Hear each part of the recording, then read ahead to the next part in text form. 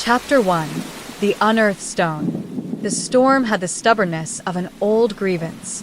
It came over the downs in a long, low bruise and sat on the ruined monastery as if it had been owed this place for centuries. Rain found every seam in the tarps, ropes creaked.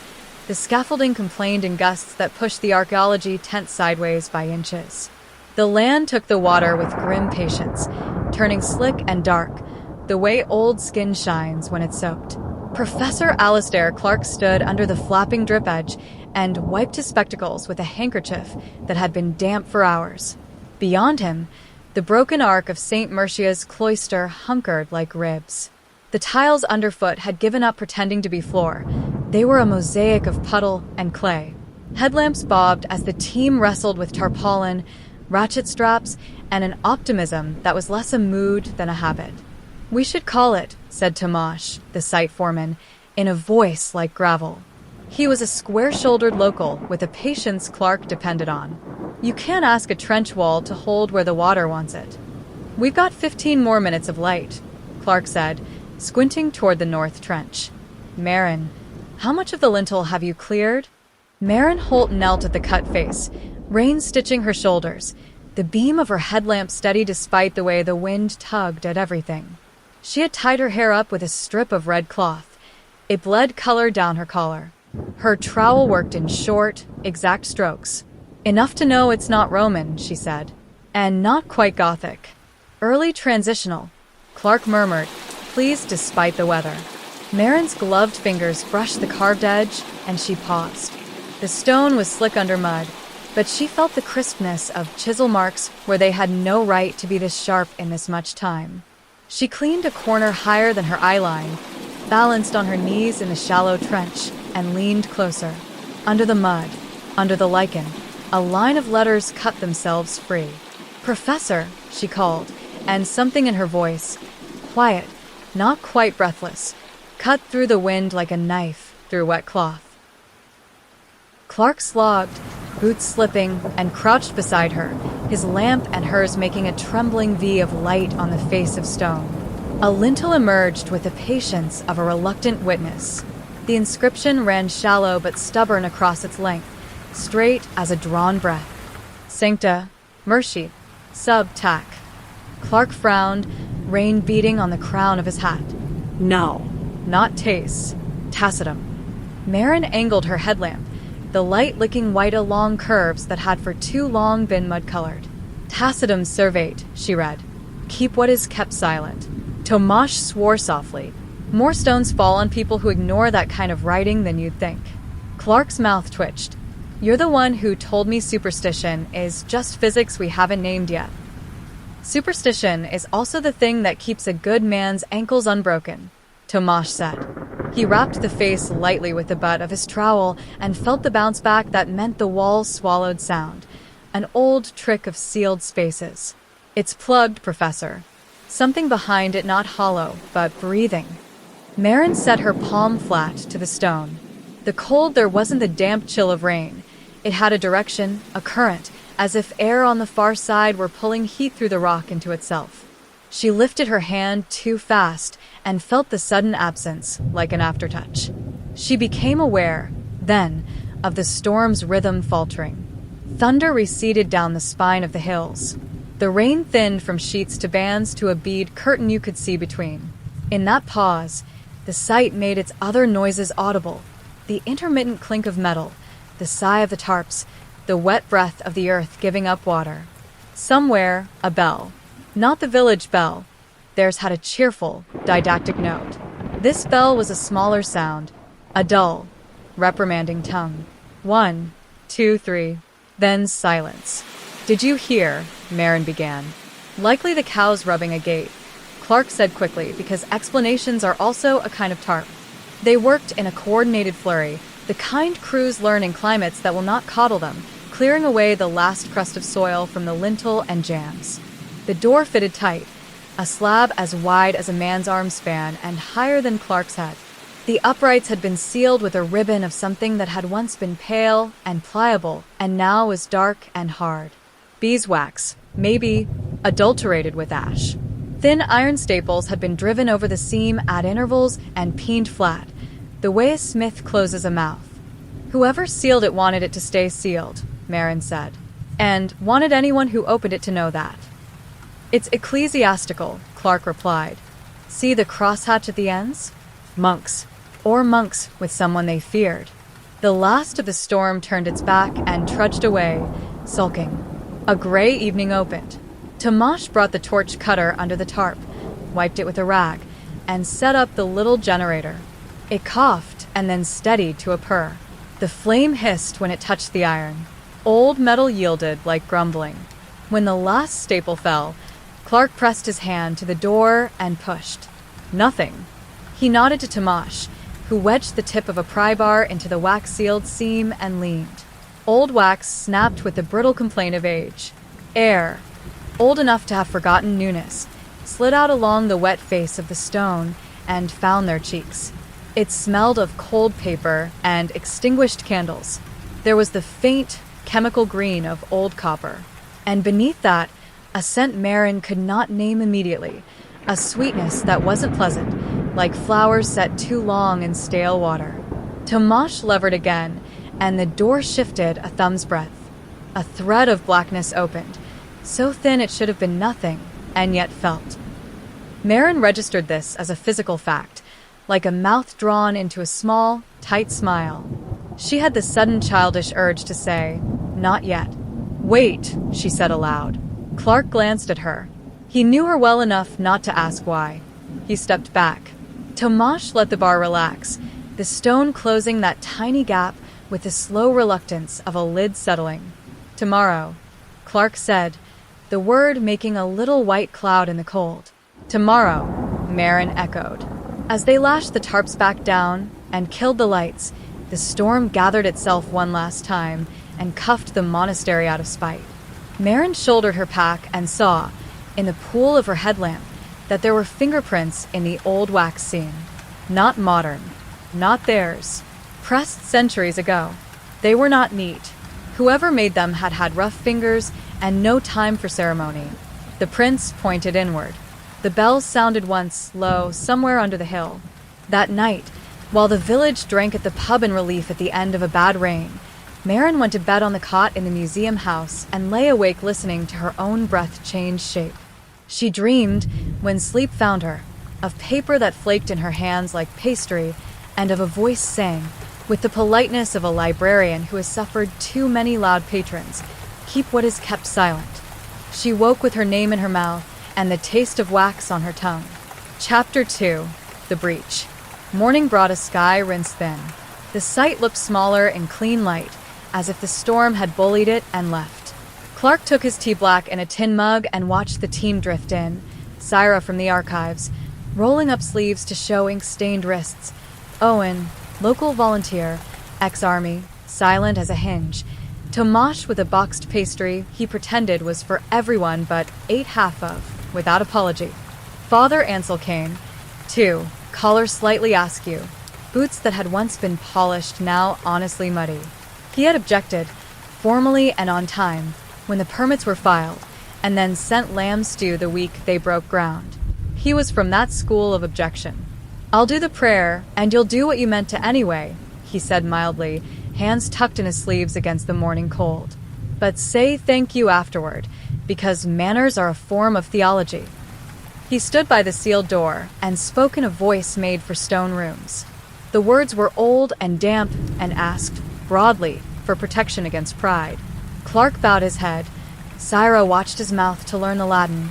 Owen stared at the ground and counted breaths. Merrin focused on the seam and the way the wax had cracked along a diagonal line that might have been nothing and might have been a hand. When the last amen emptied into the air, Tomasz picked up the bar and Clark nodded. The door moved more easily than it should have.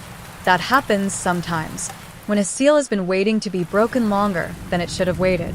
It slid inward on a pivot that had been hidden in the standing stone.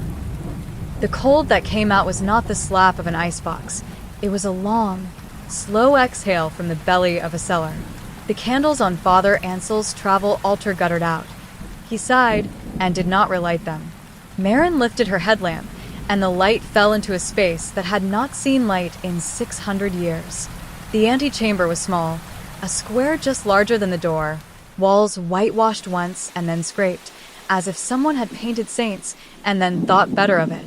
In the corner stood a font, not of water but of salt. Coarse grains fused into a crust that had been scooped and re-scooped by many hands.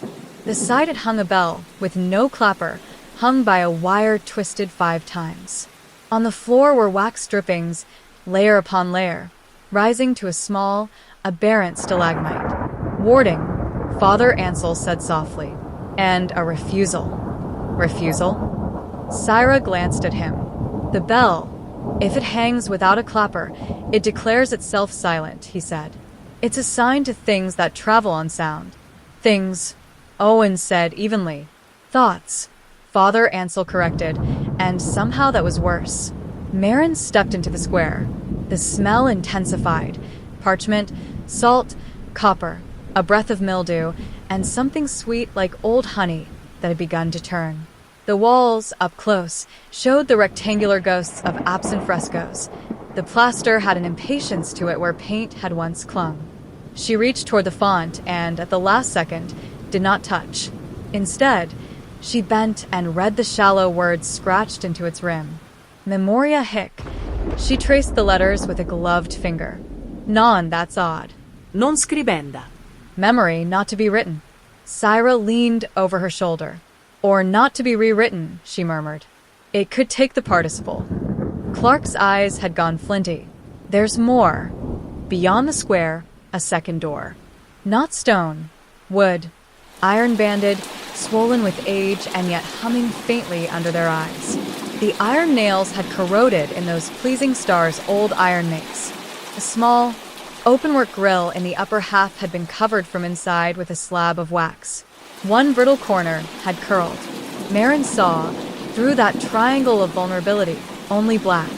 "We go no farther until we document," Clark said, the ritual of procedure a lifeline.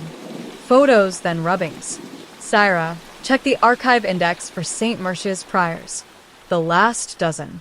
See if any kept an unusual account. They worked. The quiet of documentation fell over them like a practiced grace. The light from their headlamps made shadows that moved too much. The camera flash startled them each time, and then failed to get its apology accepted. With the door open to the morning, air drifted both ways. The chamber's cold treated the day's warmth as a guest worth tolerating. Syra went back to the museum house for her laptop and returned with a sheaf of notes instead. "Power's out," she said, "but I found references in Prior Edrin's chronicle." She licked a thumb and turned a brittle page. 14th century. He writes, "Here, we bound what would not keep itself. We taught silence to the stairs. We placed salt for the forgetting and wax for the keeping." She tapped another line. "And they came to be unburdened of what they carried and left lighter by the weight of their years." "Confession?" Owen asked. "More than that," Syra said, and looked at the salt as if it might tell her. Clark rubbed at his brow with the heel of his hand and then blinked, startled. "What was I?" The line. "I was thinking of a poem. I've quoted it for 40 years. He smiled at his own foolishness and then could not summon the line. It was not the ordinary light forgetfulness of age. It was a clean absence, as if someone had erased a phrase from a chalkboard with care. His smile turned into something else. "It takes," Father Ansel said softly. "It smooths." "Memory," Marin said, and the word made the room feel smaller. She had a sudden, humiliating blank on her mother's middle name. It arrived, and it was simply gone, the shape of it remaining like a ghost. She could outline the absence and not fill it. "We're not in the crypt proper," Clark said briskly, "because a leader's job is to move people past the moments when they might freeze in whatever posture fear left them." He pointed to the inner door. "That will be the chapel or the crypt, likely both. Stone and salt speak to intention. We proceed with respect. We leave if anyone feels altered." No one wanted to say, "I already do." They cut the wax over the grill with a butter warmth. 6 centuries had made it brittle as sugar. It fell in translucent flakes onto the threshold and made the faintest, saddest music when it landed. Tomasz puszt. The swollen wood protested, then yielded. Beyond was a narrow stair, the kind built for penance, each riser just too high for comfort. It turned once, twice. The cool deepened. The smell of old paper settled on their tongues like regret. Marin went first because she had asked to be the one. Clark followed, Syra close behind. Owen brought up the rear, his headlamp swinging defensively. Tomasz stayed at the top, 1 foot inside, 1 foot out because someone had to be the hinge. The stair ended in a low chamber whose ceiling arched in an unexpected, elegant parabola. Someone had cared enough to make it beautiful even after deciding to hide it forever. Niches cut into the walls at shoulder height held bundles wrapped in brown, oil-dark linen, each bound with a ribbon of lead. Where names should have been scratched, someone had incised instead a smooth oval, as if erasing were a sacrament. In the middle of the room lay a thing that both was and was not a sarcophagus. It was iron-banded, yes, in a sarcophagus fashion, and long enough to hold a man, but the lid was not stone. It was glass, thick and old, the kind that makes faces small and distant when you look through it. Beneath the glass lay a matrix of wax, honeycomb, pale and a little luminous in the lamplight. Set into that wax were small, dark lozenges the size and shape of tongues. Marin breathed in through her mouth. The sweetness in the air was heavier here. It made saliva sit under her tongue.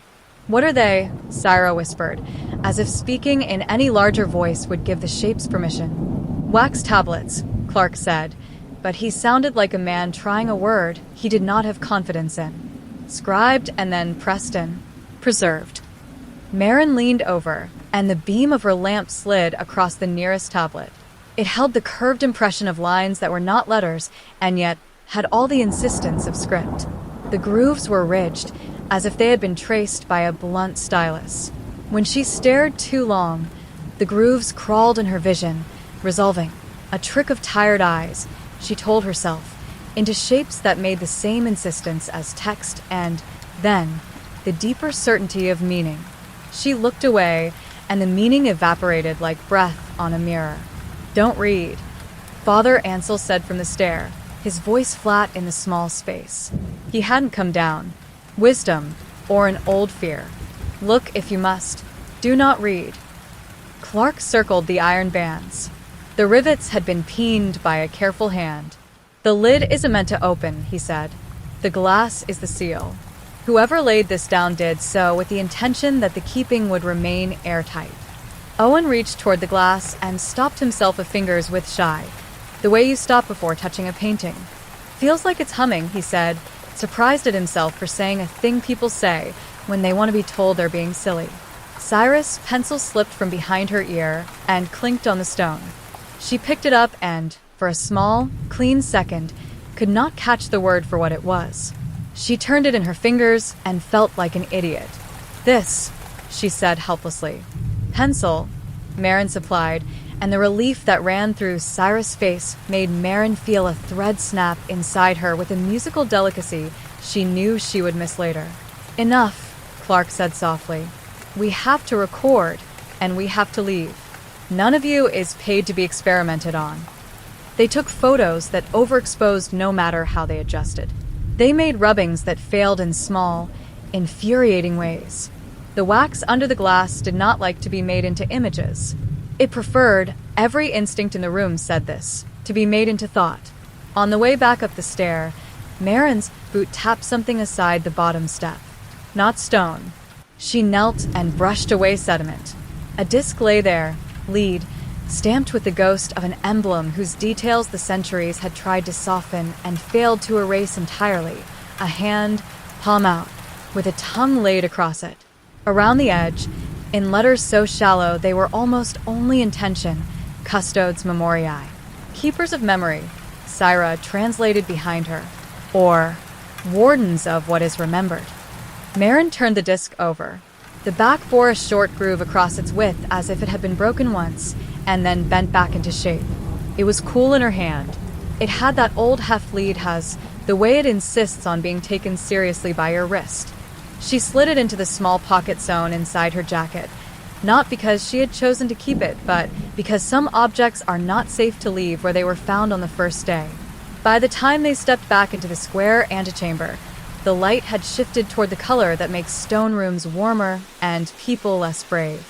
Clark gave a short, brisk nod. That's enough. We'll document from outside until we have a protocol that doesn't risk anyone's mind. Father, will you? Father Ansel lifted the little bell without its clapper and pantomimed a ring. I can only declare refusal, he said, but I will declare it until my wrists fail me. They sealed the outer door as best they could, canvas and timber brace, blue tape with "No entry" stenciled across it as if you could legislate appetite. On the way back to the cottages, Owen forgot the ladder and then, halfway there, remembered it with a shout like a man who'd left a child at a bus stop.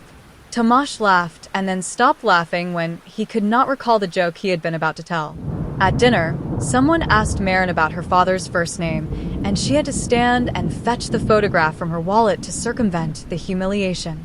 In the picture, he stood with a hand on a small girl's shoulder, reaching around as if he could steady her with only forearm and intent.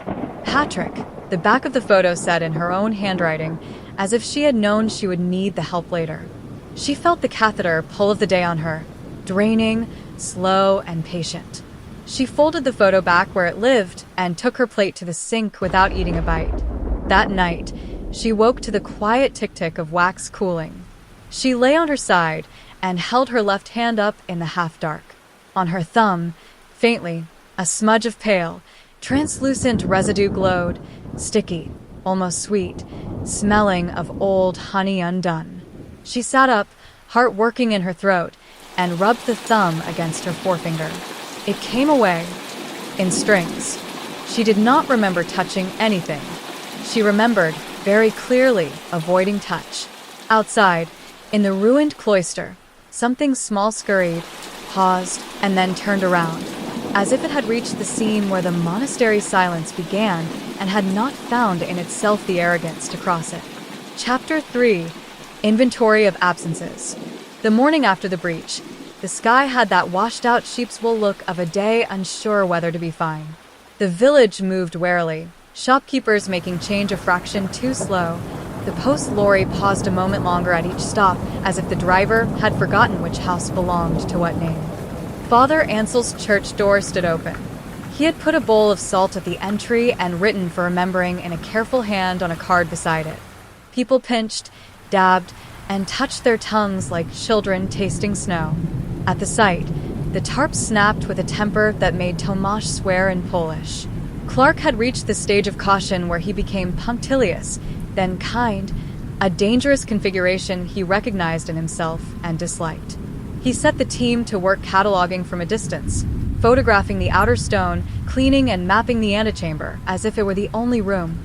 Owen posted himself at the door with the expression of a man who will say no as many times as needed until the word itself feels like a hand on the chest. Syra returned from the archive with more on Prior Edrin. He writes about a woman who came after her husband died, she said, fingertips smudged with graphite from tracing letters. She had 3 names in her mouth, his, hers, and a secret one she would not let go.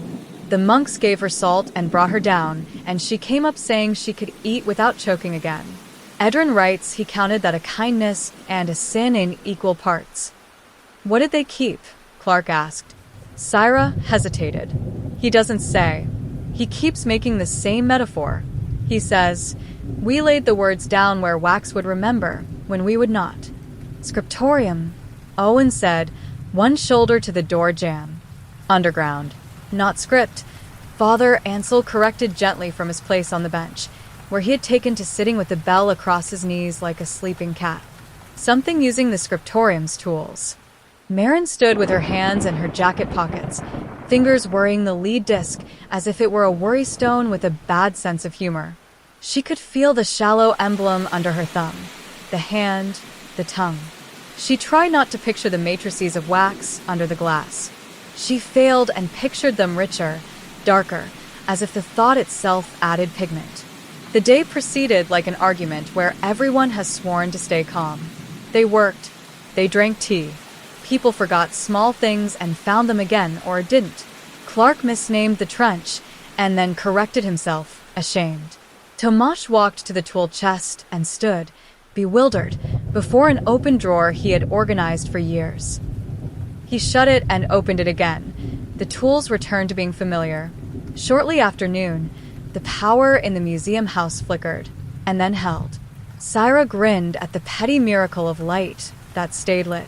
"I'll check the diocese catalogs while the internet behaves," she said, cheerful in the narrow way cheerfulness is brave.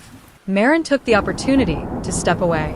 She walked to the edge of the cloister where the grass had a different green and ran her hand along stone that had once faced something sacred and had now been demoted to picturesque. Her mother's middle name came back to her like a fish underwater, Elaine, and the rush of relief was so unseemly she looked around to see if anyone had noticed it on her face. No one had. Relief, like fear, is mostly a private weather. She climbed the slight rise beyond the cloister where the wind had carried the storm's last tantrums and found the sheep path that skirted the hedgerow. In the hedge, a slit where the old monks must have walked to avoid too much looking. She stepped through and stood at the lip of the small vale that sat behind the monastery. Wet. Very green. A noise like a kettle somewhere kept nearly at the boil. The sound of wind in reeds, of 100 small things insisting, in chorus, on their right to exist. The bell sounded once. She did not imagine it. It came from under her feet and ran up her shins like a chill. She put a hand to the ground and felt the vibration, mild as a cat's purr. It was not the ordinary hum of things built by water and time. It had measure. She thought absurdly of metronomes and the way they make order feel possible until you realize order is what hate uses to choreograph.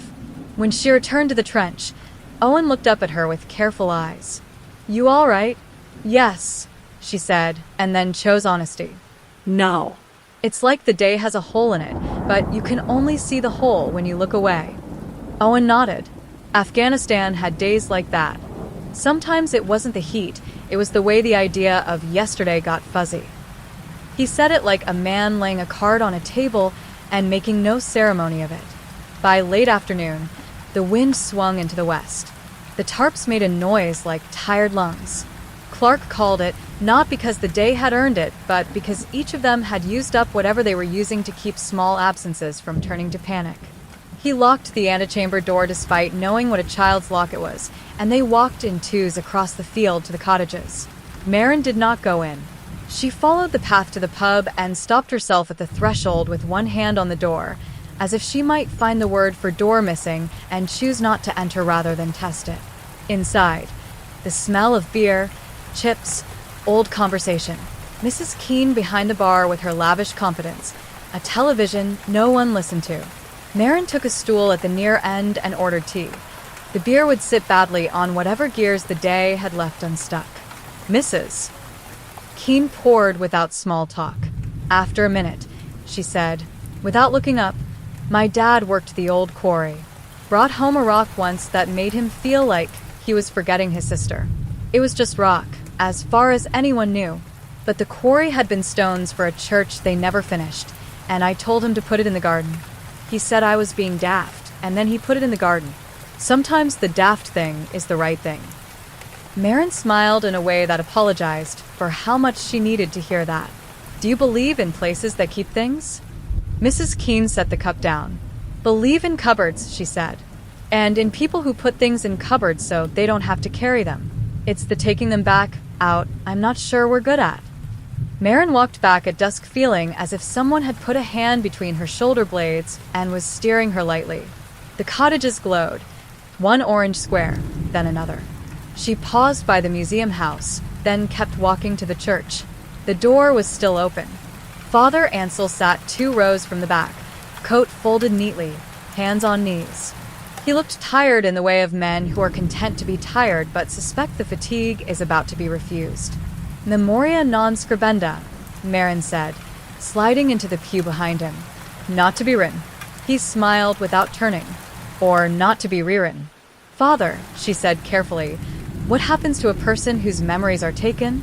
"They don't fall down," he said. "They go on." They tell you they feel lighter and they speak more easily. They begin to look you in the eye when they say the names they avoided before. And then, depending on what was taken, they begin to have trouble stitching the days together. Not a tragedy, just a loosening. He paused. Grief is heavy, but it ties the days. Marin wanted to be very brave. She said, "What if we put something back?" He turned then, very slowly, as if any sudden movement would invite a different conversation. "I have never been asked that," he said, "and that tells me we should try." They went back to the site with 2 more people than wisdom would recommend. Father Ansel, with his clapperless bell.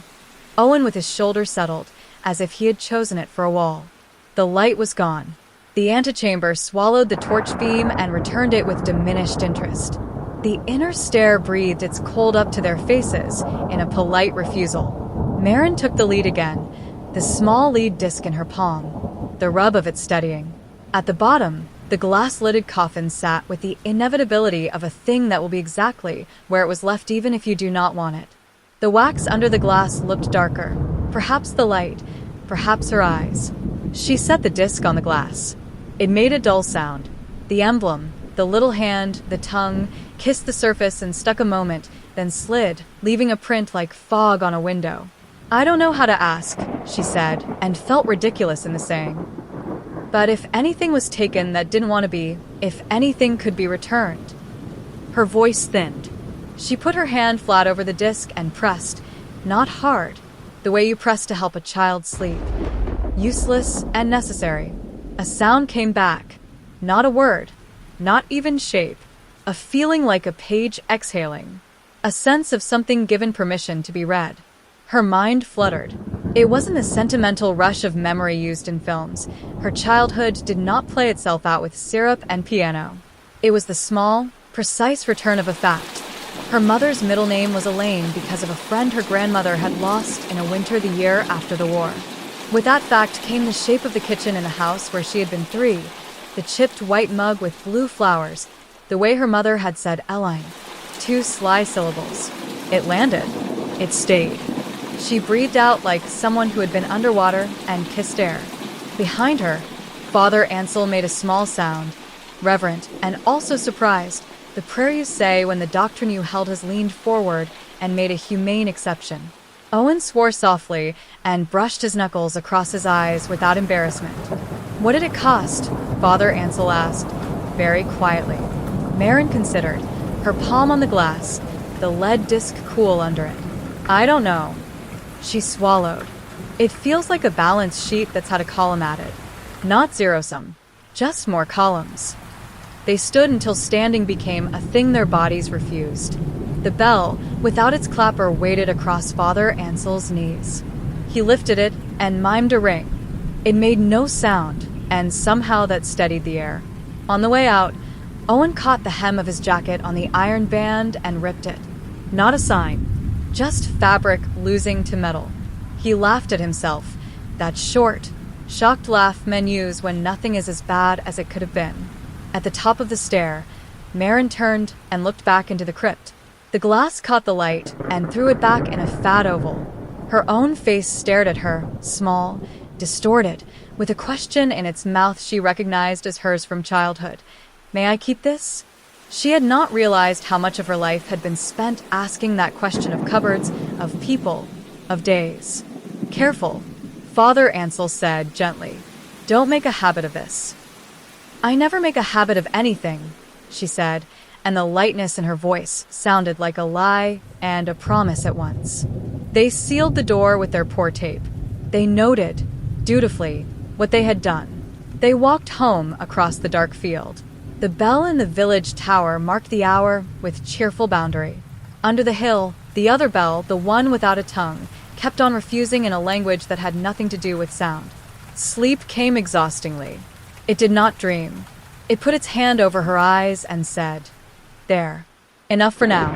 Chapter 4. The Custodes. Morning returned as if it had been asked to prove itself. The sky was a bleached sheet. The wind was tired in the hedges. The field around St. Mercia steamed a little, not with heat but with the slow release of yesterday's fear. The team moved like people coming back to a room after a funeral, Lighter because the worst did not happen, heavier because nothing was resolved by the not happening. Marin found Father Ansel in the museum house kitchen sorting index cards into stacks that refused to agree to be stacks. He smiled at her in the unambitious way men smile when their hands are busy with failure. "I'm pretending paper will stand still if I arrange it." "It won't," she said, setting her palms on the table to keep its wobble from spreading to her. "But I'll help you make it think it might." They worked in companionable futility. Dates, names, parishes. One card with only a grease spot where soup had once made the day softer. When they were done not being done, Ansel slid 3 cards toward her. Each bore the same emblem drawn by hand. A palm held up, a small tongue laid across it like an obliging fish. Beneath, in a different hand, the words Custodes Memoriae. "Keepers of memory," Marin said. "Or wardens," he replied. "The diocese records are inconsistent. Edrin mentions them as if everyone knew who they were. By the next prior, there are rumors said with a mouth that doesn't want company. Monks. Not exactly. A brotherhood parallel to the rule. But not laymen either. A set apart. He tapped the emblem. Their badge. These 3 cards are the only clean references I can find that weren't later struck through. See the knife marks? An archivist did penance with a blade." Marin slid her thumb along the groove in one card. She imagined a monk at a table in a cold room, using a small knife to erase what ink had been brave enough to stay. Why erase a warning? Because people preferred the benefits, but didn't want the memory of the cost, Ansel said, and the sentence sat in the air like a moral, trying not to be didactic. At the trench, Tomash already had the generator chattering its apology into the morning. Cyrus stood with a stack of photocopies that looked older than the originals. Owen watched the doorway, and if his eyes flicked, no one named it. Clark emerged from his caravan with his hair combed into order, so stern it read as a plea. "Protocol," he said, which was how he prayed. He outlined it like a liturgy. The antechamber was open for documentation only. The inner stair was to remain closed. The team would rotate. No one was to work alone. If anyone lost a word, they would stop and say so. He said it without shame. That part was new and made the others agree, with a kind of quiet, to be the people he believed they could be. They photographed the carved lintel again. The letters stayed letters. They chalked a grid on the antechamber floor. The chalk lines smudged, but not mischievously. Syra crouched by the salt font, eyes intent, tracing the scratched Latin around the rim. "The phrasing keeps doing this odd pivot," she said. "Memoria hic non scribenda." It wants to be both not to be written and not to be rewritten. The Latin allows it. It sits deliberately on the fence. Like a benediction that has decided to be a warning when needed, Clark said. Or a warning that wants the dignity of a benediction. Father Ansel murmured. Marin made herself useful at the edges. Batteries, labels, the small courtesies that keep a site from turning on its people. She kept the lead disc in her pocket and did not touch it unless a thought slid sideways and then righted itself when her thumb found the cool, blunt weight. At noon, she took tea up to Mrs. Keene at the pub as an excuse to be in a room where names were used without strain. "You look like someone who's been told to carry a wardrobe by herself," Mrs. Keene said, doling sugar as if it were medicine. "Set it down at the threshold and make the person you're carrying it for come help." "Who's that?" Marin asked. "Whichever you prefer today. The church, the dead, your boss, or your better self." She smiled and slid a biscuit across. "Eat before you forget you like food." When Marin crossed back over the field, the monastery had the pale beauty places get only at certain angles of the year. Every edge softened, every shadow roses gray. She found Syra on a stool with a notebook, mapping the shallow scratch marks around the clapperless bells bracket. "There are 5 twists in the wire," Syra said without being asked. "I thought the number would be a liturgical joke. It's a practical one. 5 turns is what keeps soft metals from unwinding quietly under vibration."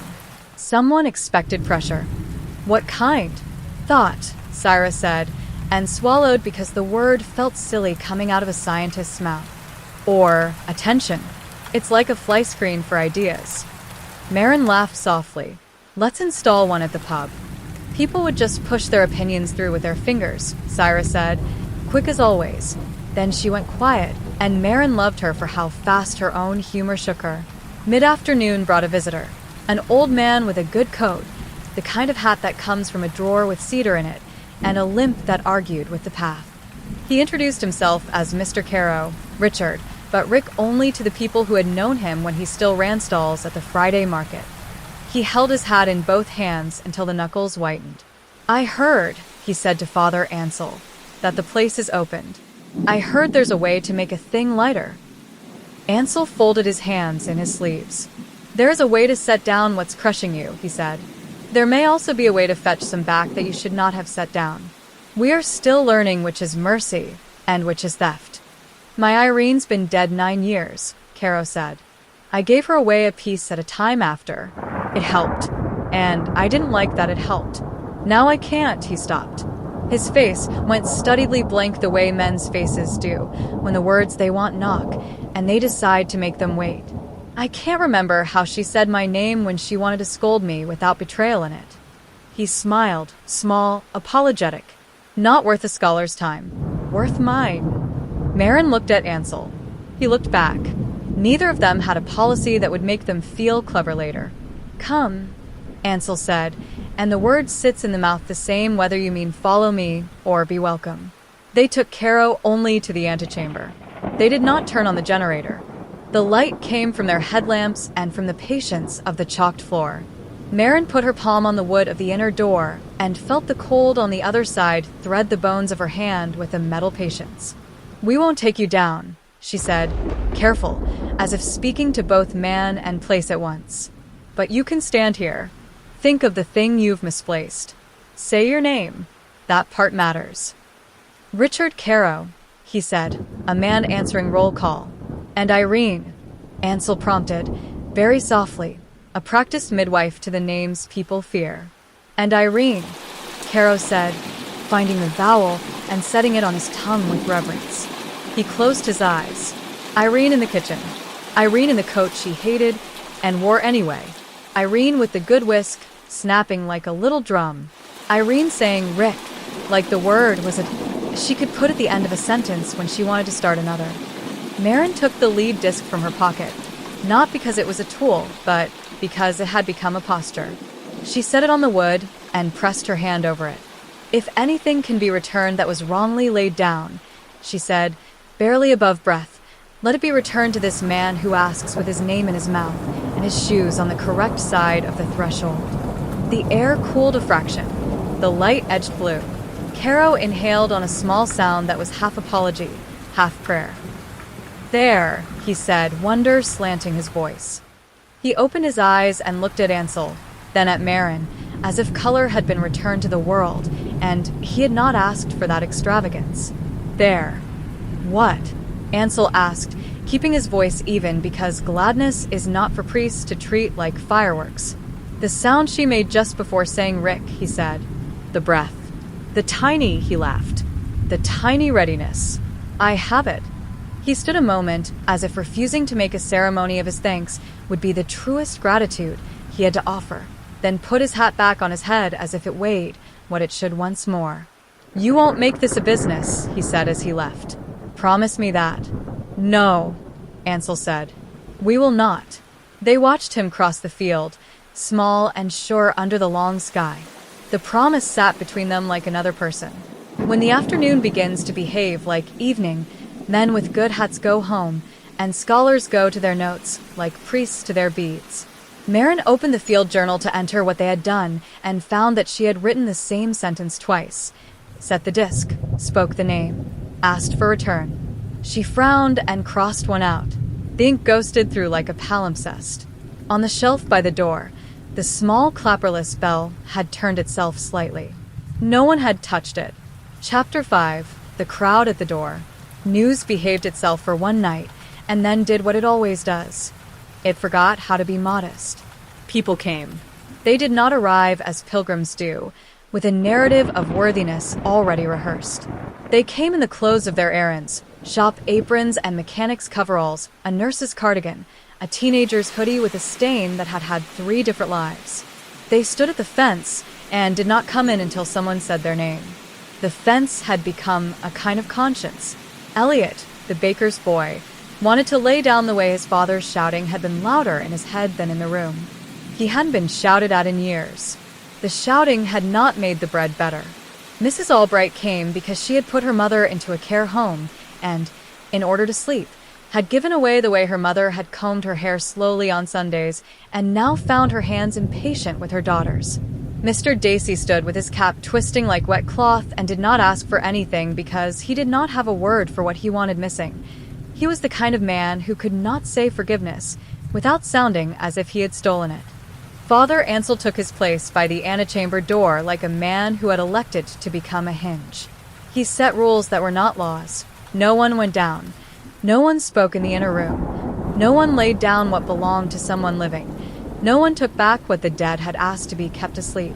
He made them say their names aloud, and made them stand with their shoes touching the lintel, and made their hands touch salt before speaking. Most did as told because he had the authority of a man who prefers to be obeyed only when he is right. Syra kept a ledger, not the Crypt's ledger, a notebook that smelled of graphite and rain. She wrote dates, names, and a phrase. Asked to return, asked to lay down. Underneath, in a column that stabbed her, she wrote, cost if any. She left most blanks and hated the blankness. Clark watched and suffered. He was not by nature a keeper of thresholds. He wanted method and reproducible outcomes, and the relief of answers after questions held more than 24 hours. He put his hands behind his back so they would not rearrange the furniture of the moment. When Mr. Dacey stood with his cap twisting and said nothing, Clark did a difficult thing and kept quiet. Father Ansel did not. He said, "It's all right," as if that were the name of the thing the man had lost. Mr. Dacey looked up with the expression of someone the world had for a second chosen to not bruise.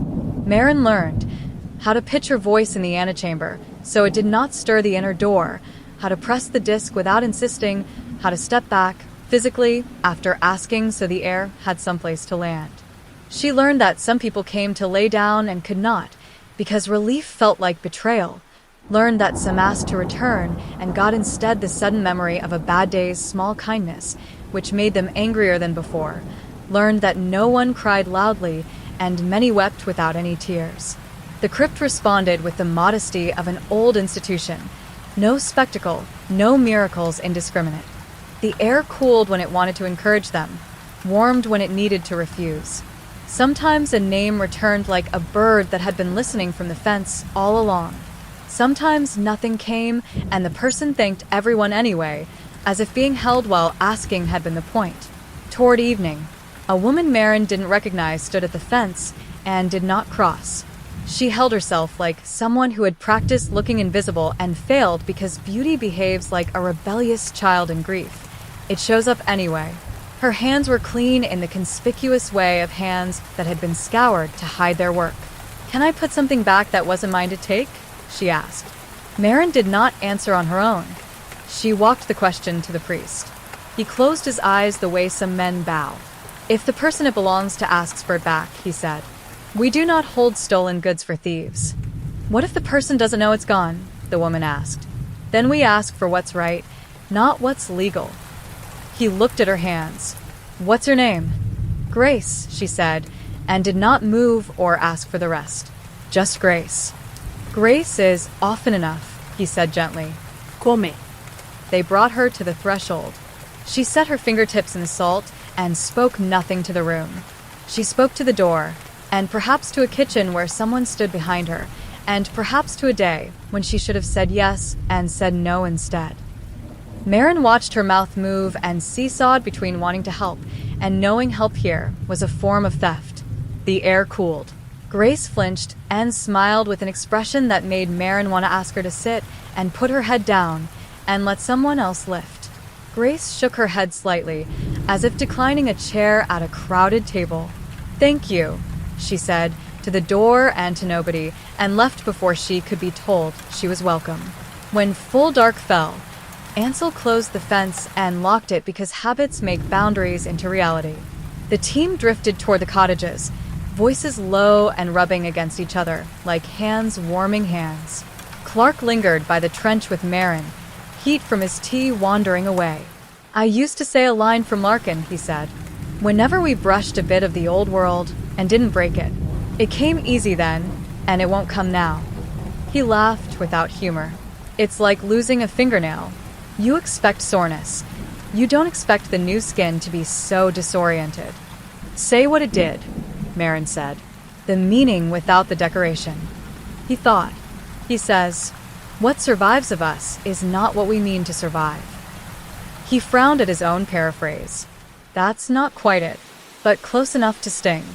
"Try asking," Marin said softly, offering him the disc. He stared at it as if she had handed him a relic wet with someone else's lips.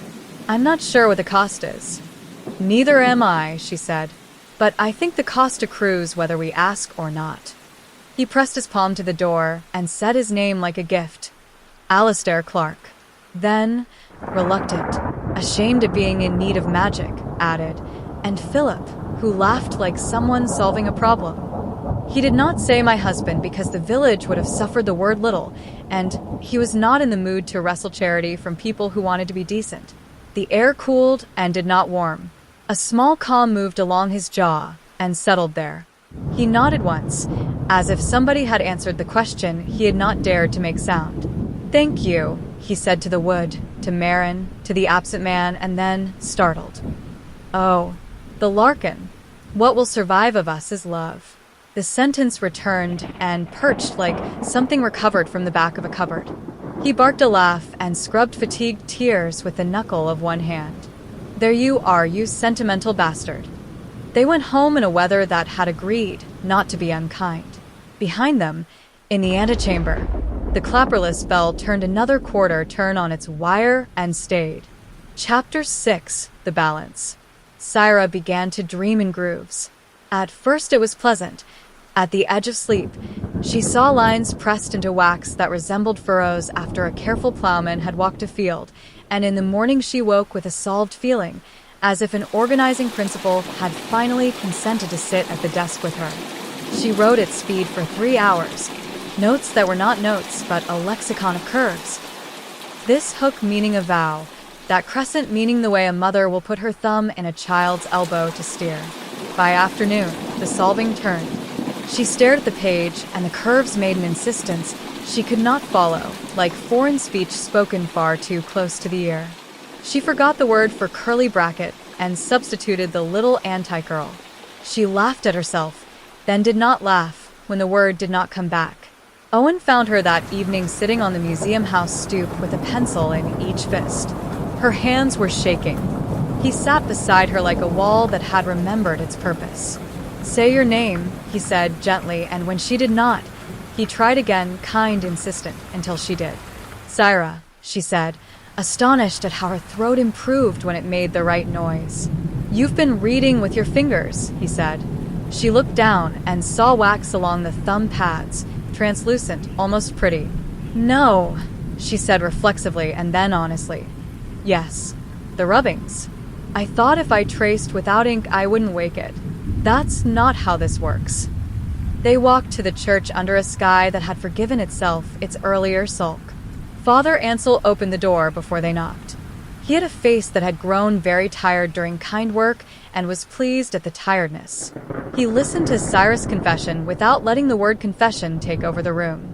"There's a balance," he said. "Edrin writes about it, anxious as a badger. He says, we take to help them keep living, and we give back when keeping divides the soul. But it never cancels to zero. Something always changes hands." "What did I give?" Syra whispered. "Maybe nothing you'll mourn," he said. "Maybe a complication you loved, because it proved you were clever." She smiled in the abashed way of clever people caught. "I do enjoy being difficult." "Keep a small bit of that," he said. "We need it to keep rooms honest." Back at the trench, Tomash called them with a tone that left no room for delay. In the antechamber, the air had shifted. Not colder, not warmer, thicker, as if breath had to shove a little to make room. The wax stalagmite on the floor had wept. It had not done that before. A thin, new bead ran down its side and pooled like a tear on the chalk line. The pool shivered, then held. Heat from bodies? Clark asked, while knowing he had not brought enough bodies to account for it. Or the season? Tomash offered, which was a way of being brave, without calling it bravery. Or attention, Marin said, because the word kept proving itself useful. They did not touch it. They did nothing. Sometimes not touching is the intervention. They stood with their hands hanging like the villagers' hats and let time look at them. After a while, the bead made itself into a small lip and went still. Syra took notes with a deliberate ugliness to her letters, as if the neatness might tempt the wax. Owen stood with his hands in his jacket pocket and leaned his shoulder into the jam until his muscles remembered tiredness and not vigilance. At dusk, a sound came from below. Not the bell, not words. A thready hum. It vibrated in their soft places. Marin felt it in the hinge of her jaw and the old, healing fracture in her left foot. It was neither welcome nor alarming. It simply announced that the crypt had decided to participate. The clapperless bell on its wire turned another notch, very slowly, as if reluctant to be seen cooperating. Enough today, Clark said, old-fashioned as a teacher at the end of a double period. We're not going to win or lose tonight, and I'd like to say one correct name at dinner. He locked the outer door again with the blue tape. The tape flapped, useless and official. They walked in company to the cottages. Syra fell back with Owen and touched his elbow once. Thanks, she said. He shrugged with the self-forgiveness of a man who has decided that being thanked is not as embarrassing as he once believed. Marin lagged last, the lead disc heavy as a small moon in her pocket. When she looked back, she saw, through the gap in the tarps, the faintest light below. Not lamplight. There were no lamps. A fat, dull glow like Bee's work would make if it decided to show itself. It went out when she noticed it. She smiled, wary, fond, as a person smiles at a child pretending not to be caught at a game. Sleep that night did not come easily. When it did, it brought a dream that felt like a memory asking permission to be itself. June light in a kitchen she did not recognize, a man's back at a sink, the sound of a whisk the way Mr. Caro had named it, a hand on a small elbow, as if to steer without owning. She woke with more love in her arms than she had gone to bed with and sat up fast, panicked at the arithmetic. She checked herself like a woman counts the money in a pocket after a good market day. Did she lose any coins to pick this one up? The coins were still there. Something else had shifted, a column added. She put her face in her hands and laughed at how ridiculous relief can sound when a house is empty enough to make echoes. In the morning, the village had changed by a degree most would not notice. People stood closer when they spoke. Mrs. Keene forgot to charge for one tea, and then waved away the apology, as if it had been a fly. Father Ansel put the bowl of salt away and replaced it with a bowl of water. He wrote for keeping on the card. He smiled to himself and scratched it out and wrote for being kept instead. Down at the crypt, the wax had cooled into a shape slightly different from itself. Syra drew it with the kind of ugliness that keeps beauty from believing it is owed obedience. Clark, in a moment of sentimentality he would not mention later, put his hand on the stone and said thank you in a language older than Latin. He said it in his late husband's foolish, private tone, the one that had made apology into a place they both liked to visit and hated to leave. Marin pressed the lead disc against the glass once, without words, to say we see you trying. The glass did not hum. It held like it was meant to. She felt, in her body, the truth Ruth Avery might have said if she had been grandmother to this field instead. You don't get to make a rule. You get to make a year. The year was beginning to understand its job. The crypt would ask again. The village would come. The balance would be argued into place one careful visit at a time.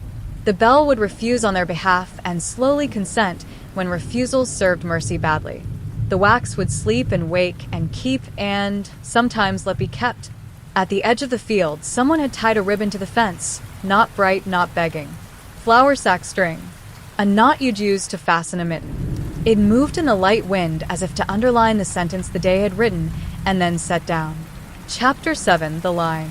By midweek the field had a path worn into it, a small, honest road made by people who pretended to be merely curious and discovered themselves in need of a threshold. The fence had acquired a routine. People stood, were named, were let in, or gently told to come back tomorrow with a braver mouth. Mrs. Keene brought a flask of sweet tea and a deck chair and, without declaring herself, became the keeper of the queue. She was kind in the way that has a bite if someone tries to cut. The rumor reached farther than the parish. A man in a good coat came at noon with a letter on church stationery bearing a crest embossed so hard the paper tented. He introduced himself as Archdeacon Rawls, a name that sounded as though it had been ironed. He shook Clark's hand, then Ansel's, then did not touch anyone else in a way that managed not to be insulting.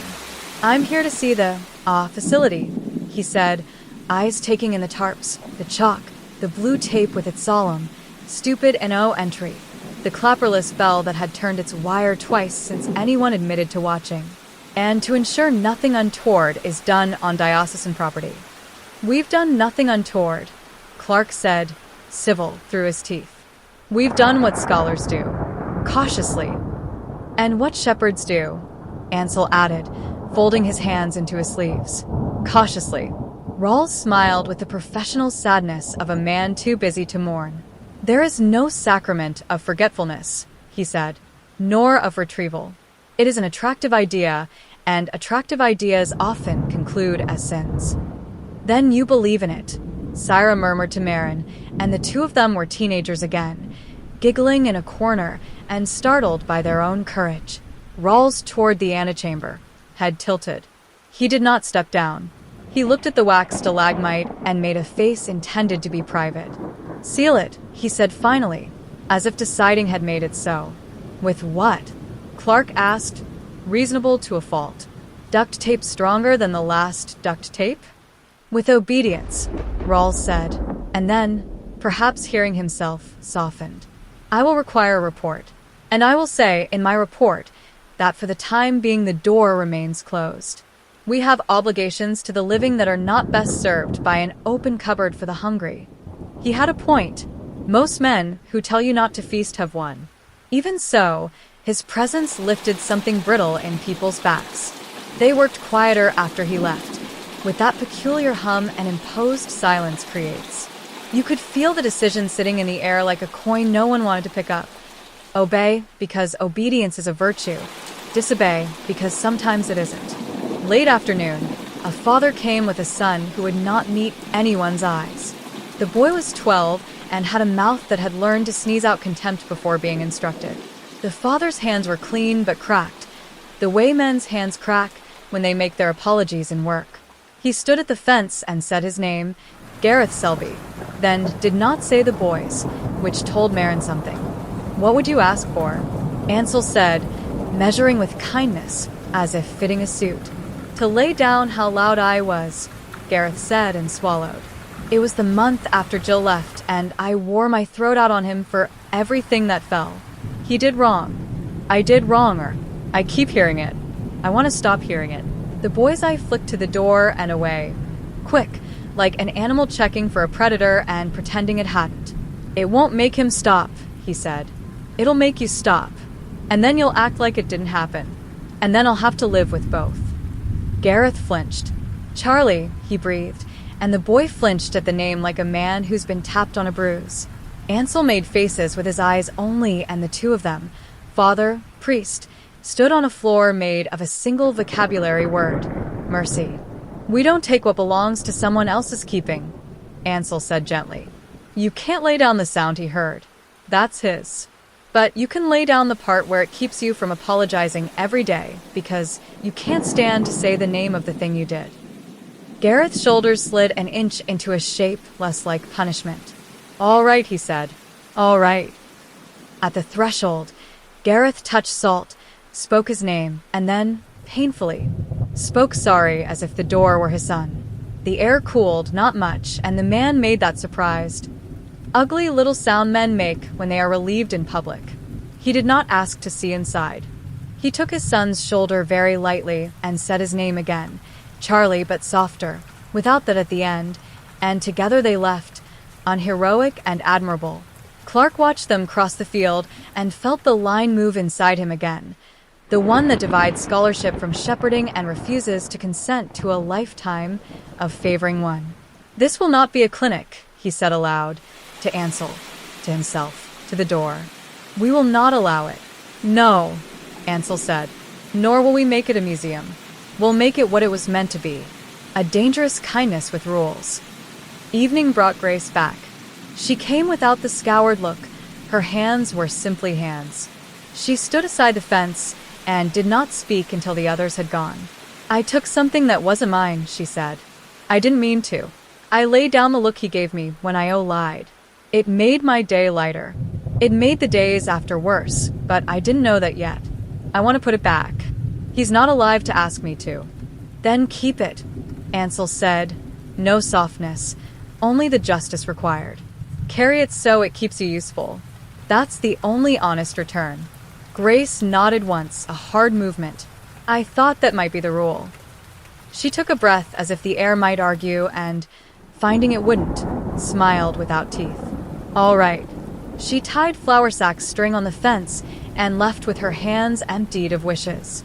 Night fell with the clean swipe of a curtain. In the cottages, the team ate badly and spoke names to prove they had them. Clark said kettle without hesitation and poured water with relief. Cyrus said curly bracket like a spell. Owen said sleep and then went out to walk the perimeter with a torch because telling his body it was safe was a habit he preferred to treat as sensibly as a vitamin. At the edge of the field, in the dark, someone watched. Not a person, the kind of watching that is made of attention alone, the kind that rooms do when you move their furniture and pretend they don't have opinions. The antechamber's wax cooled into a new lip and held, like a mouth thinking a word and refusing it for later. Chapter 8. The Taking. The crack was small enough to be called a flaw and large enough to be called a warning. At first light, Tomasz found it on the glass, hair-thin, a river line from corner to corner. He swore in Polish with elegance and went very still, as men do when they want to wrench something, and no wrenching is the opposite of a remedy. No one opened it, Clark said, and belief was gallant in his voice and stupid. "Glass shifts," Tomasz said. "Heat, cold, years." Or a thought leaned too hard on it. Which thought? Syra asked, in a different kindness, the kind that names the danger out loud, so it can't grow in the dark. They checked the brace. No tampering. The blue tape still lied officially. The wax lip on the floor had widened and congealed, a thin slick across the chalk line. Marin knelt to see her face in it and did, faintly, as if wax were water that had chosen, very briefly, to reflect. She saw herself with a question where her mouth should be. "We seal," Clark said, reflex taking over. "We prop. We take weight off the beard of the crack, by time." They did what can be done to persuade old glass to keep being itself. Timber braces, padded, canvas against grit, prayer in the form of careful hands. Ansel set the clapperless bell in its bracket and gave the wire a dignified half-turn. "Refusal," he said, because sometimes refusal is the only correct discourse in a room. The day promised to be ordinary and then changed its mind. Shortly after lunch, the village changed its walk. People slowed in the street. A woman stood at her gate with a dog lead and could not recall the noun for what hung in her hand. The baker added salt twice to the same batch of dough and told no one because salt is cheap and shame is not. Children came out of school quieter than usual, with that far-away look they get when a lesson sits like a coin under the tongue. Father Ansel's noon mass was well attended, and no one remembered the closing hymn until Mrs. Keene started it, wrong key, unembarrassed. At the crypt, a sound began, thready at first, then confident. Not the bell, that had no tongue. A hum, as if bees were at work in a wall. It made the hairs on their arms agree with one another. Syra leaned on the jamb and said, dizzily, "The grooves. They're speaking." She covered her ears and heard them anyway. The crack thickened by a hair. Marin felt the decision settle in her like a weight. Not a theory, a verb. "We go down," she said. "We agree on what we are for," Ansel said, and looked at each of them as if giving permission to the ones who longed to be told no. "We are not for heroics. We are for keeping." They went. Owen first, because he knew what a body should do when a doorframe was about to decide to be a wall again. Merrin next, the disc warm in her pocket. Ansel, old and stubborn. Syra, biting the inside of her cheek as if that might keep her blood from going too fast. Clark last, with a scholar's anger at being rushed into improvisation. In the crypt, the air had softened to a room temperature grief. The wax under the glass looked darker, as if blush had rushed up through it. The hum tickled their teeth. The crack ran corner to corner, a hair pinned by bands that had not been meant for this. Merrin set the disc on the glass. It clung. She put her palm over it and felt, yes, unmistakably, an answering pressure from beneath, like a hand lifted toward hers through a window. She remembered, with humiliating clarity, how as a child she had pressed her mouth to aquarium glass and kissed fish. "It wants to be read," Syra whispered, and her voice sounded as if it had traveled through a mile of wool. "It wants to be read so badly. And we will not," Ansel said, the kind of refusal that builds a scaffold for everyone else to stand on. "We will tell it a story instead. We will offer it weight that doesn't turn to theft." "What weight?" Clark demanded, and the anger was fear's cleanest cousin. "We can't bleed knowledge into it. We haven't got protocols for this." "Names," Merrin said. "We gave names for taking back. We can give names for keeping for. Not private ones.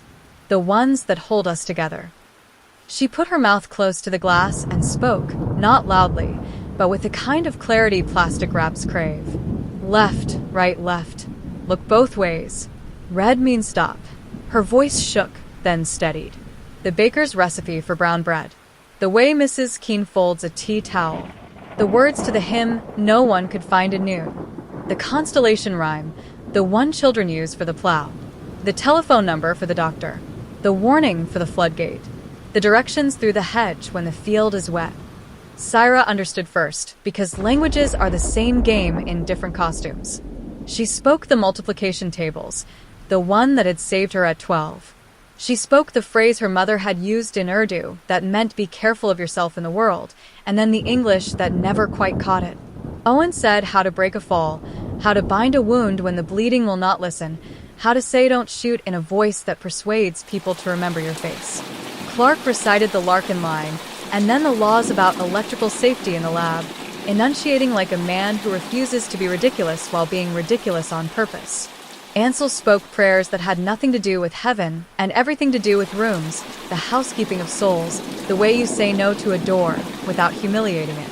The hum thickened, then thinned, like breath asked to carry weight and deciding it could. The crack held. It did not vanish. Glass has its pride, but it agreed to be only a crack another day. Under the glass, the wax did a small, eerie thing. Some ridges softened and flowed into humbler shapes, the way a word unsticks in the mouth and becomes a simpler one you can say without injury. "Keep," Merrin whispered, forehead on the glass, salt under her tongue. "Keep for us, not from us." Something consented. She knew it as one knows the moment a sleeping child falls into the sleep that carries dawn.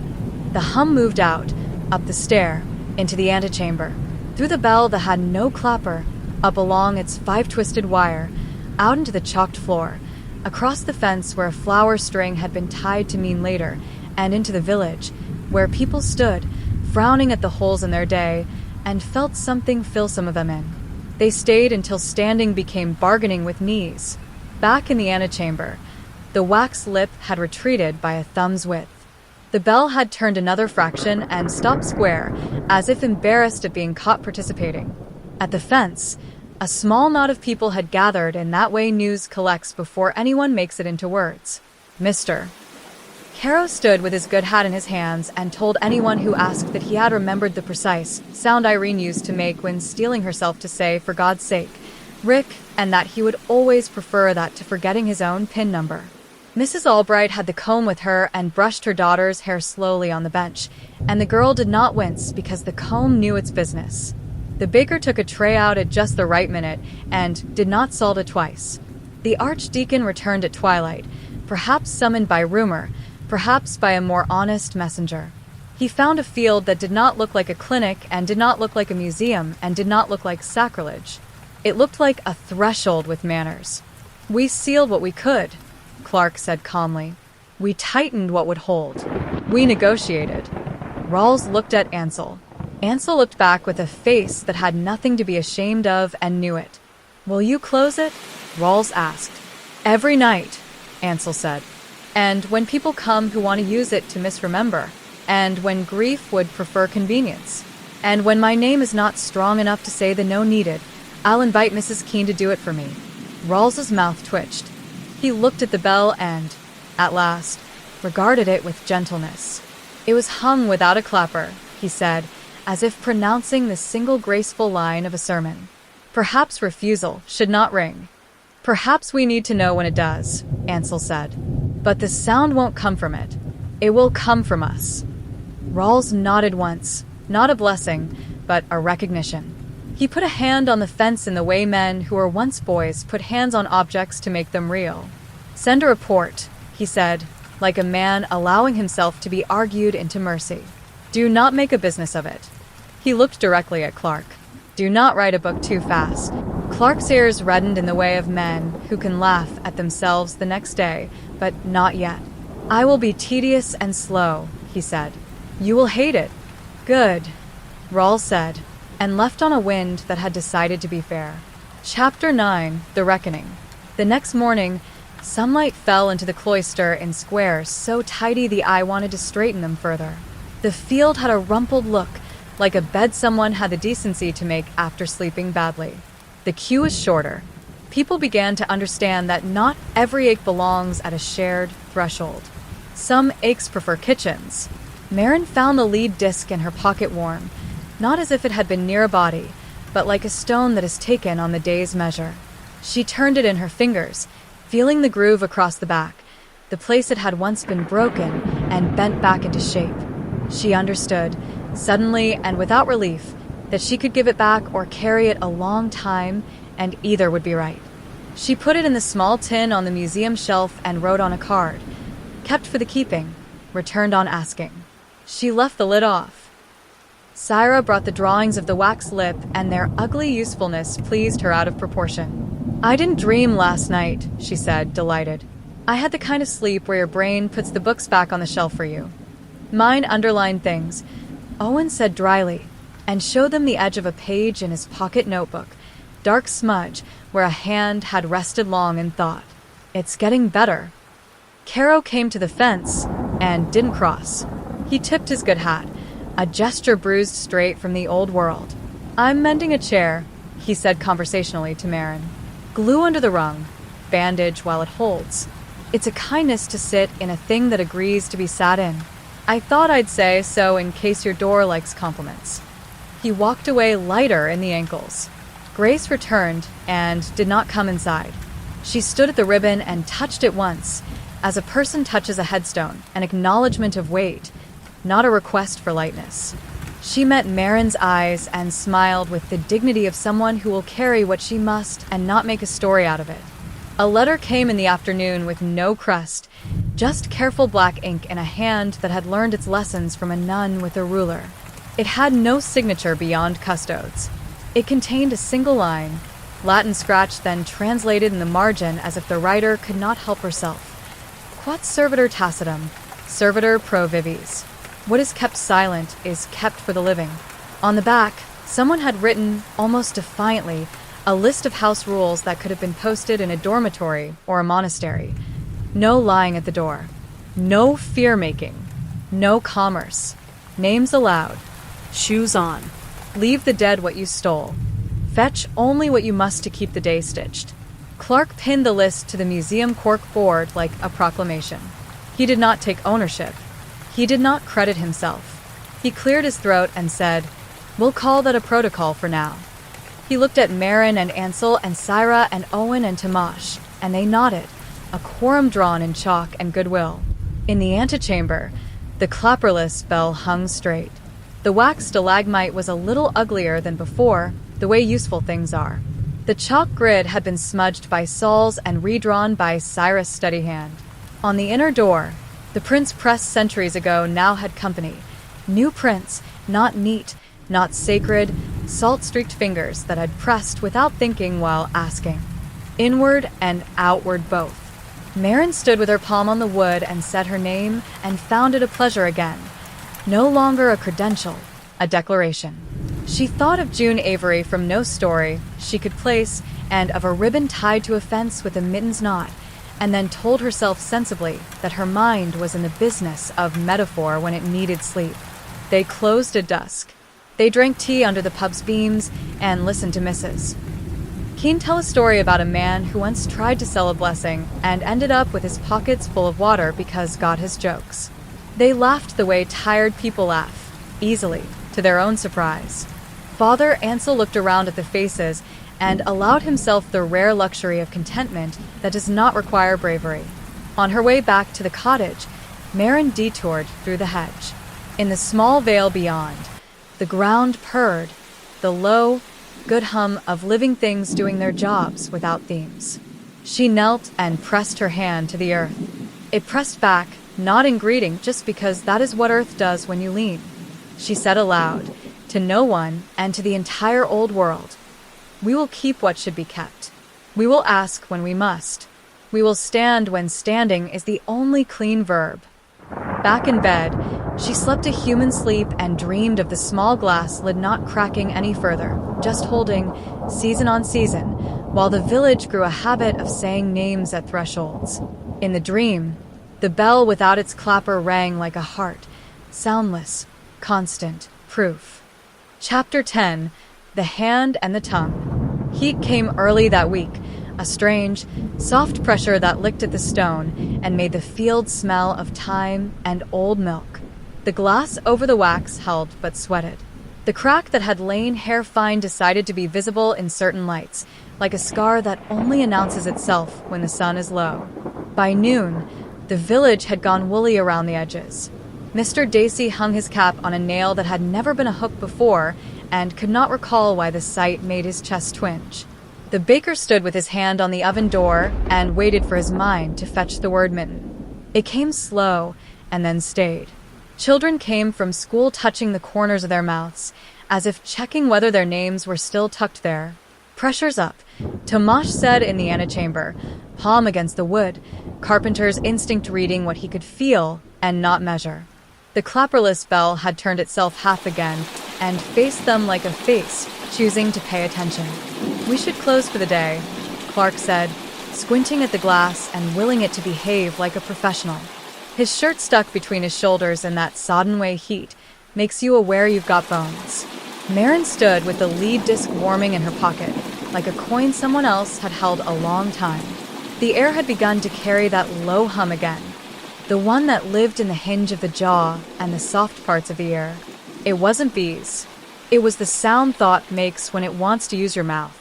"Close," Ansel agreed. "The door is for the living.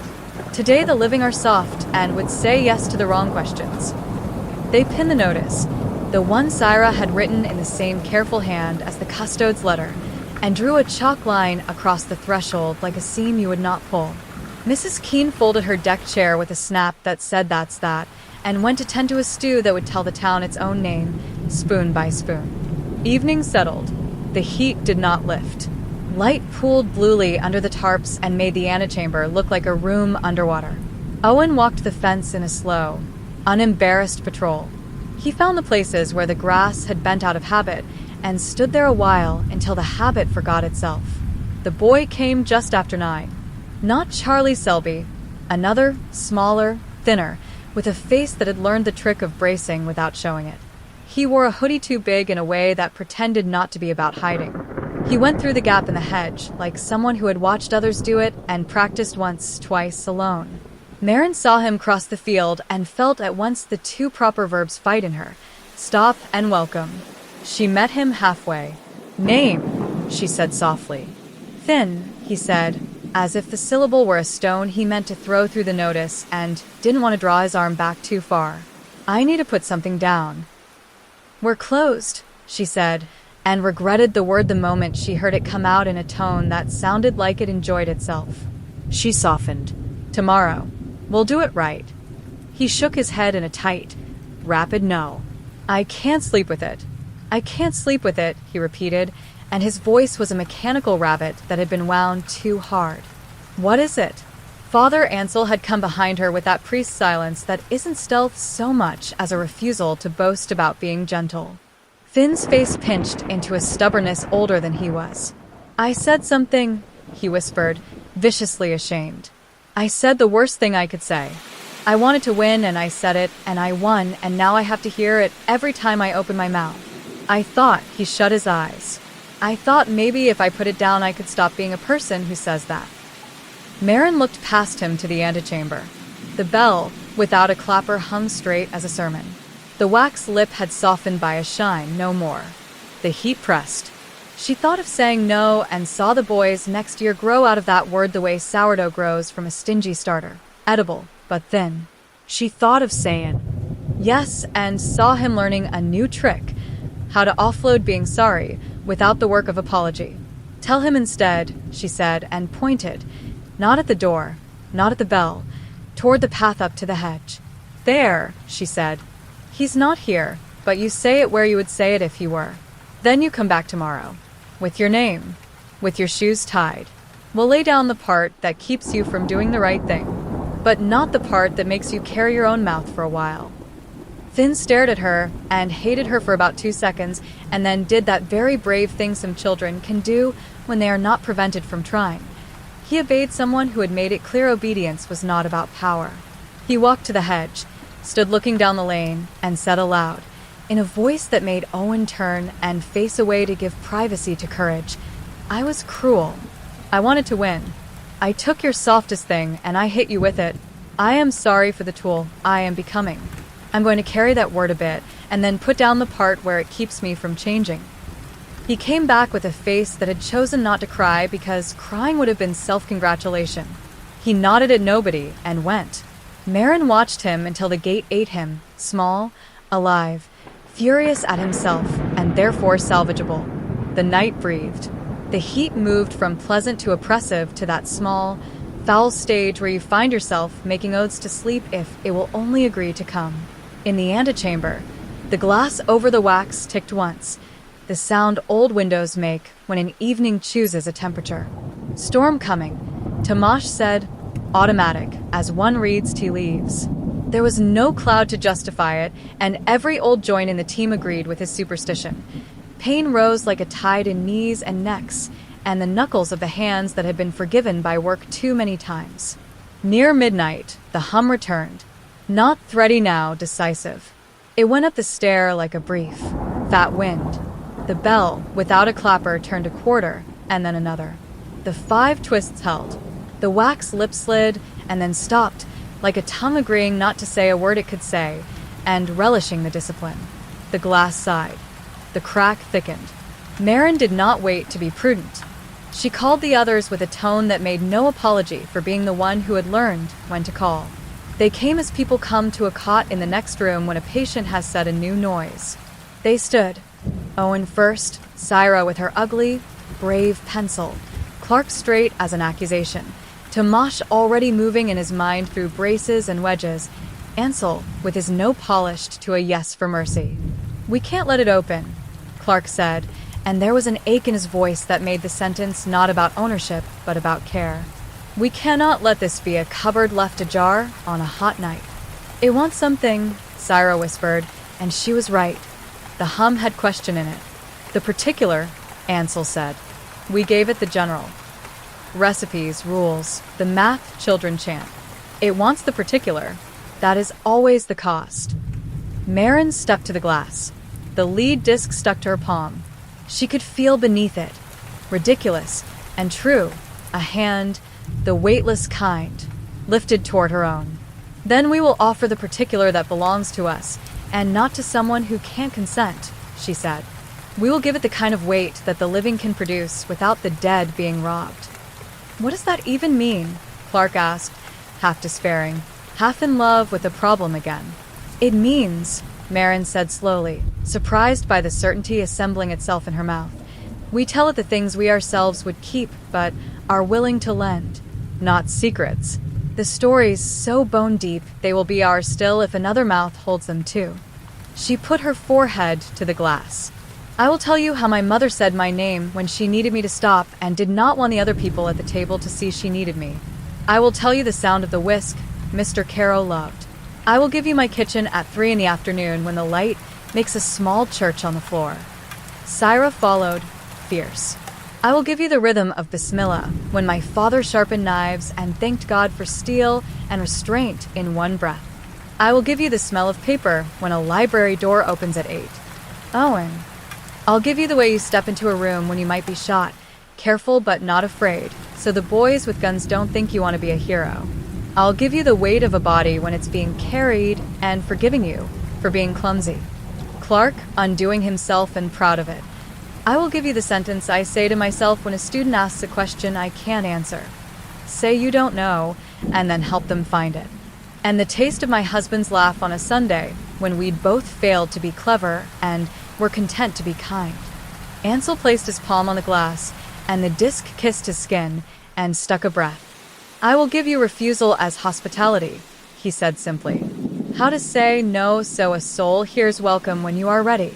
They spoke, not loudly, not as an incantation. They spoke like people making a recipe together in a small kitchen, overlap and correction and the warm, domestic authority of being sure. The hum swelled, then softened. The crack held. The glass became what it had been made to be, a lid, not a mouth. In the antechamber, the clapperless bell turned, slowly, to face the door and then, absurd, beautiful, stopped as if to listen for noises it would not be responsible for making. The wax lip drew back to the stalagmite and glistened, a clean edge like a healed cut. Outside, a wind came up from the west with the suddenness heat deserves when it has overstayed its welcome. The field exhaled. The hedges rattled, grateful. Rain stumbled in, sheepish at being late, and then committed itself. They stood until standing turned into sitting, and then, because chairs were not invented for crypts, into leaning. Then they left the antechamber, one by one, as if through a line that had nothing to do with tape. The fence creaked a contented old chair noise when they latched it. The cottages lit and went dim. The pub smiled at itself. The church door stood open with a bowl of water inside, the card rewritten again, for those being kept. In the morning, the crack on the glass looked like a story told, and then left alone. Not gone. Acceptable. The wax under the lid had shifted in places from the pretensions of words into the humility of shape. Furrows, crescents, grooves, nothing a hand could read, everything a life might. The antechamber smelled faintly of salt and rain and a sweetness that, if you had to speak a name over it, you might choose honeywork. The lead disc lay on the sill. No one remembered putting it there. Marin lifted it, felt its old, blunt gravity, and set it down again.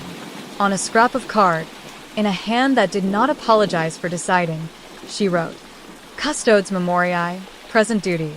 She pushed the disc half onto the card, half off, as if to remind it, and them, that the job was to keep the threshold slippery in the right direction.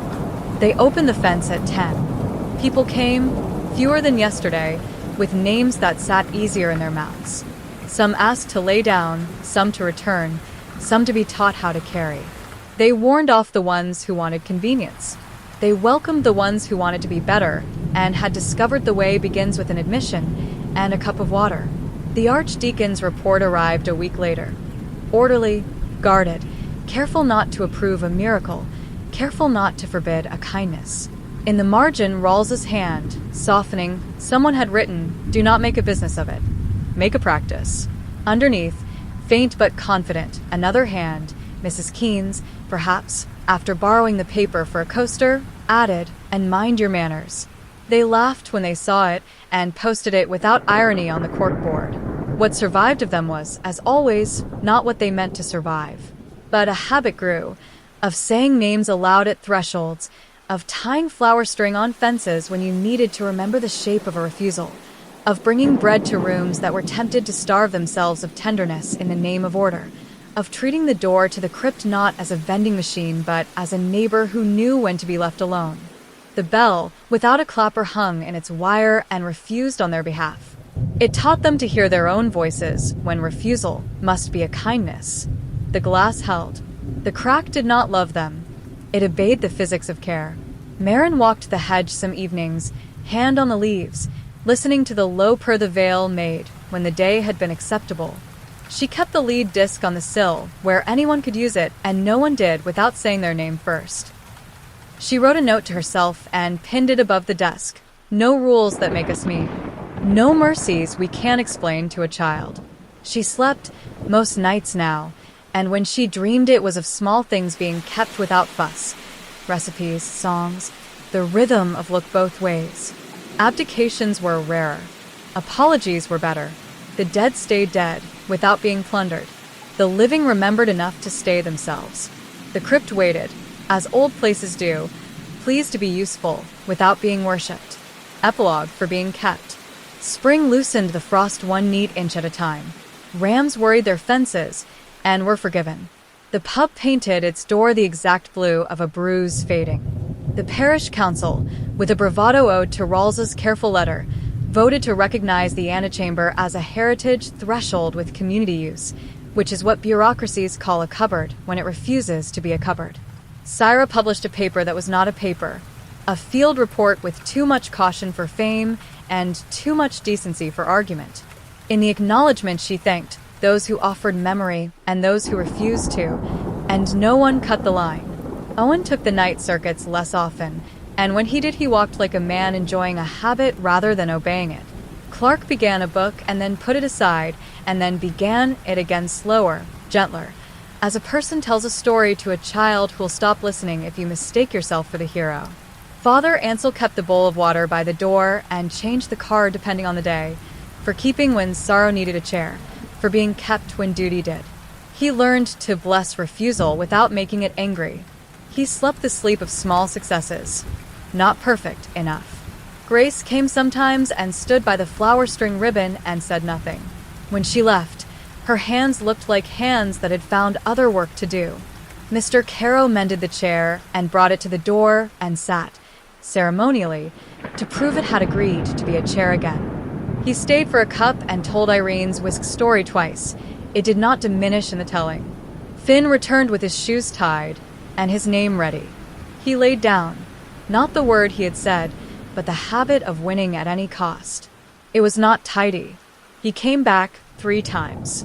He learned the most adult lesson any threshold can offer, that being different is a practice, not a decision. Some days the glass sang, a quiet, content tension, like wire-tuned and at rest. Some days the wax gave off that shy honey smell, the way a pantry ghosts a kitchen after the casseroles have gone. The bell never rang. It didn't have to. The village did. At the end of summer, after a heat that had been polite for once, Marin climbed the stair with a cloth in her hand, the soft old kind that makes windows gleam, and wiped the glass, slow, respectful, like a nurse who knows how to be tender without making a show. She pressed her palm to the lid and felt beneath it. Not words, not grooves, not appetite. Only the old, cool patience of something that had agreed to keep what people brought, so they could keep carrying what belonged to them.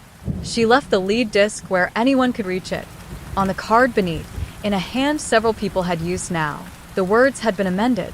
Custodes memoriae, present duty. What is kept silent is kept for the living. No lying at the door. No fear-making. No commerce. Names allowed. Shoes on. Leave the dead what you stole. Fetch only what you must to keep the day stitched. Tie a ribbon when you need reminding. Bring bread.